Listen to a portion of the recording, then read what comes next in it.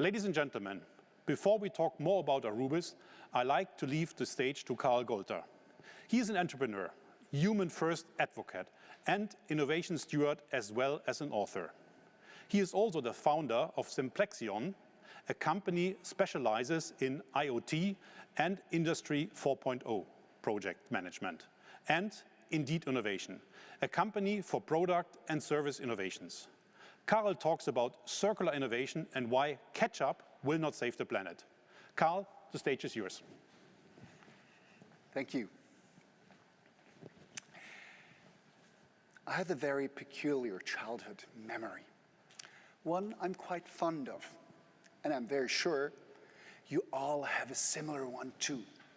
One that when a distinct smell hits your nose, you are immediately flashed back in time. Mine is at the public swimming pool in summertime. The smell of freshly fried French fries and ketchup. An epiphany of innocent joy. The outdoors, your best friends, having fun with a life where everything seems possible and no one dares to object you. What's yours? Ladies and gentlemen, dear audience, my name is Karel Golta. I'm a business romantic, as you can tell, and a design innovator. I perceive my entire life as a succession of public swimming pool, French fries, and ketchup moments.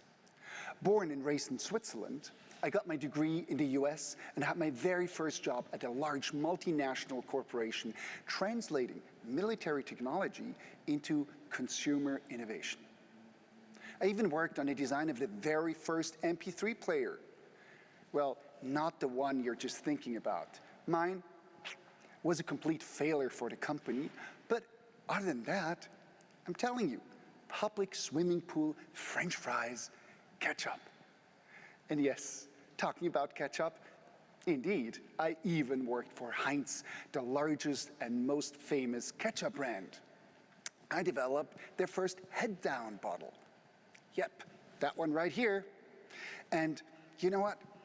There it was again, right? This moment of swimming pool, French fries, and ketchup. But actually not quite. No doubt, a successful product, you can even call it a breakthrough innovation. But, you know what? For what? I became ever more aware of my legacy. I realized that innovation, just for the innovation's sake, is a hamster wheel. I mean, come on. And it can lead to a dead-end street. Creating cool products, services, is no longer enough when the world is on fire because of climate change, increasingly divided societies, also technology that is undermining our humanity instead of nurturing it. Innovation, as usual, is neither pragmatic nor socially conscious anymore, if it ever was. So the problem is not consumption per se. The problem is consumption with a winners-take-all mentality, capitalism without accountability. We are at a tipping point. Look at this, an ecological, an economic, a social tipping point. Business, as usual, is obsolete. Innovation, as usual, is obsolete. And ladies and gentlemen, it is urgent. What if we are the last generation that can save human mankind, our planet? Wouldn't it be up to us to deliver then the change? Whew, right? Now what? WTF. What the future? Well, I would like to offer you two distinctive solutions to reflect on in the coming minutes. And the first one starts with the change that we need in the economy, the linear economy that goes from take, waste directly, right? We use products, we put them to waste.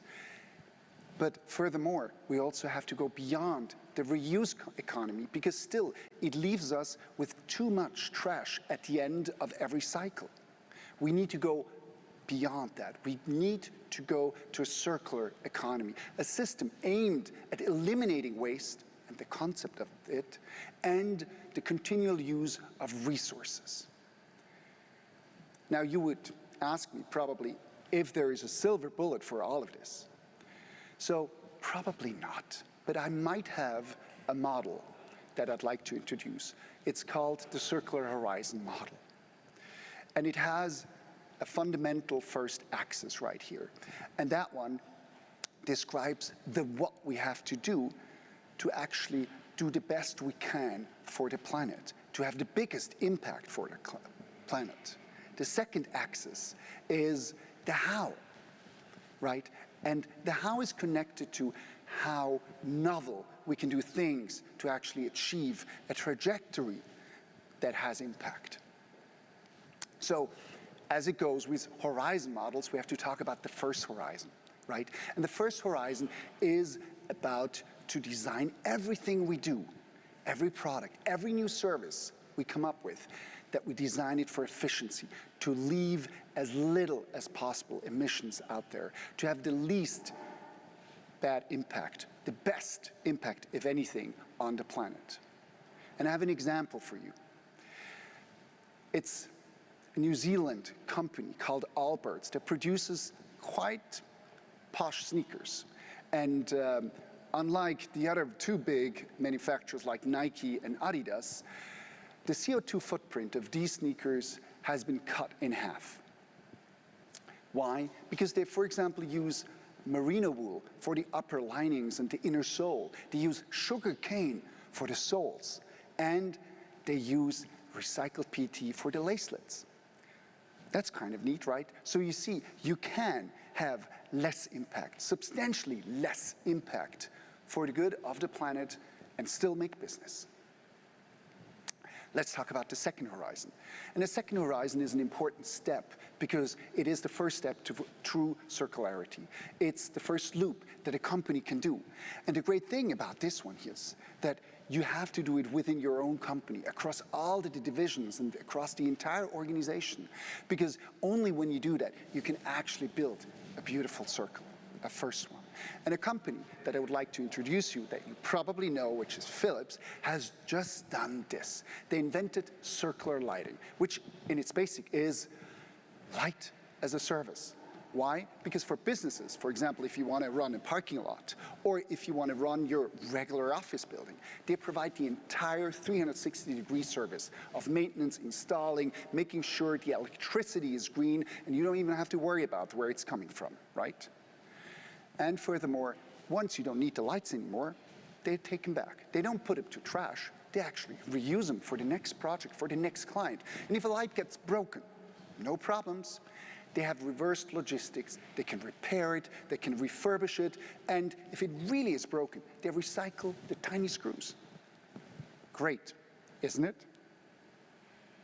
Now let's go to the third horizon. The third horizon is when multiple of these companies that have their own loops join forces and build an ecosystem of interfering loops. That's the circular economy. And of course, it will have the biggest impact possible. At the same time, it requires novelty, not only by individuals and by businesses, but also, of course, by governments, by politics, legislation. Now for this, I have a beautiful example, although it starts with a reality check. We know in the media right now, lots of people are talking about hospitals. What you might not have known or are not aware of, every single hospital bed creates 2.6 tons of waste every year and 300 kilograms of biohazardous waste. Now, I hope you all agree, biohazardous waste, we definitely want to put that to trash, to fire. We don't want to carry that on and recycle it somehow.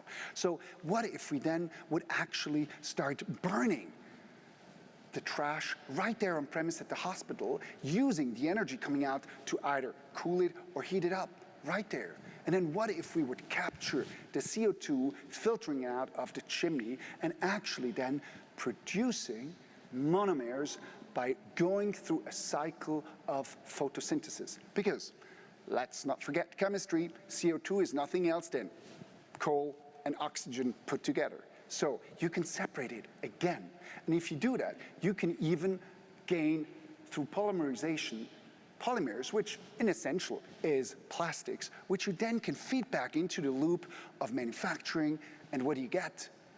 A beautiful circle with multiple companies working on this beautiful assignment. Now, ladies and gentlemen, this is the circular horizon model, but it's theory, it's a plan, right? And I personally like to cite a big sportsman when it comes to reality, a box champion, you all know. It's the guy right down here. It's Mike Tyson. And he once said, everybody has a plan until they get punched in the mouth. Now, the reality is, we humans are the punch in the face of the planet. We just do not behave how we should under the current conditions, but without changing our behavior. I ask you all, what will change? And wouldn't it be great if we had conscious product and service innovations that, let's say, measurably improve the behaviors of humans and businesses towards sustainability?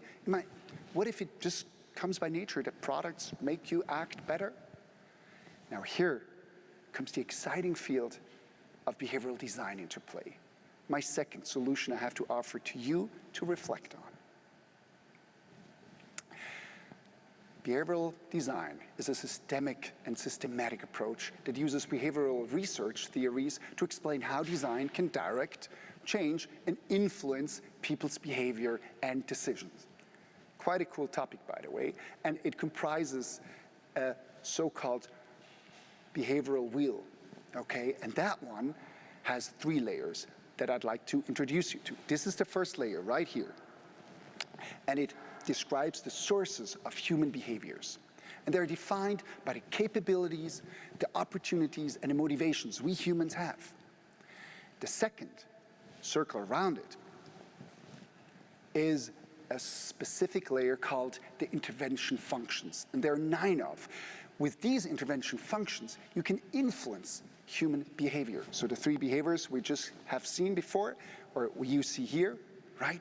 You can influence them by this second circle with the 9 interventions. Education, we all know, of course. Persuasion, you all have it on your mobile phone when you game it, right? Incentivization, coercion, training, enablement, even environmental restructuring can help you to influence behaviors of humans. Now comes the third and the last layer of the behavioral change wheel, which is described by the 7 policy categories. And these are the force for making actual change happen, okay? Now these 3 things together build a system. And you know, the policy interventions and categories, you all know, because once a year, whether you're a business or a private person, we have the fiscal measures. That means you have to pay taxes, right? But we have also guidelines, legislation, regulations, and more that influences that. Now you all go, oh, it's Monday, just after lunch, right? Kind of a hefty topic. Don't bother, I'll have some cool examples for you. The first one has to do with lunch.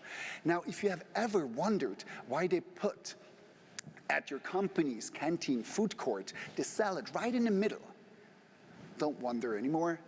It's very simple. Your employer wants you to be healthy and not fall into coma after lunch. So therefore, he puts the salad, the greens in the middle, so when you walk around, you cannot pass them. And you will be thinking, should I go for French fries or the greens?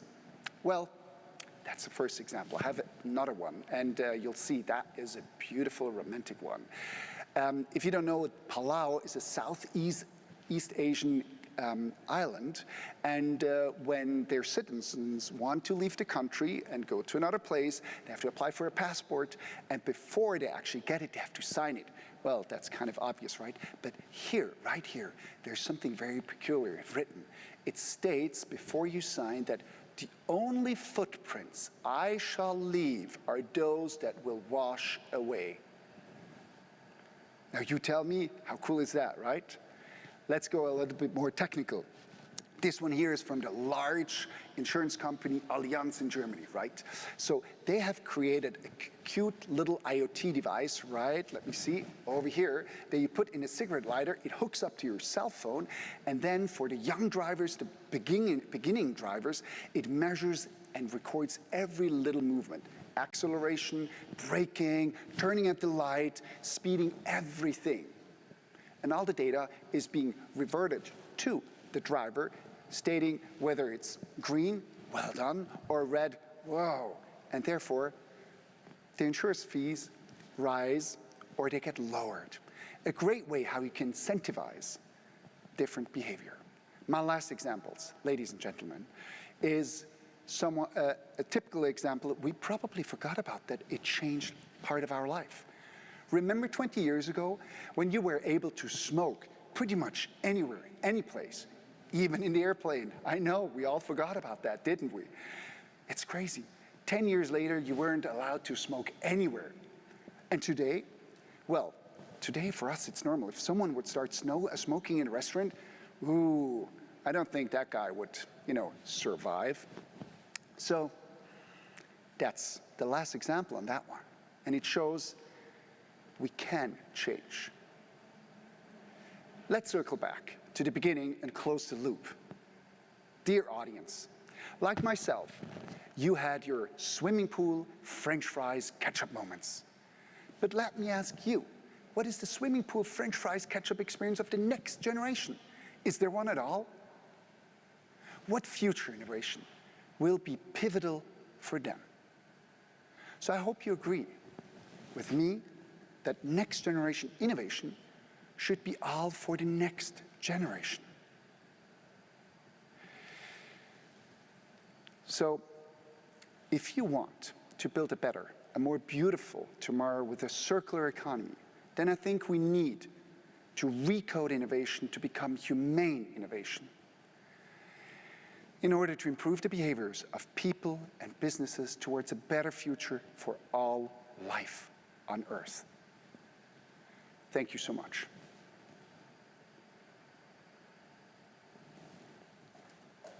Thanks, Karl, for the inspiring speech. It was my pleasure. Thank you. Welcome. As you described as well, circular economy is core for the society, core to our customers, and core to Aurubis. Therefore, we need this chance towards a more sustainable industry.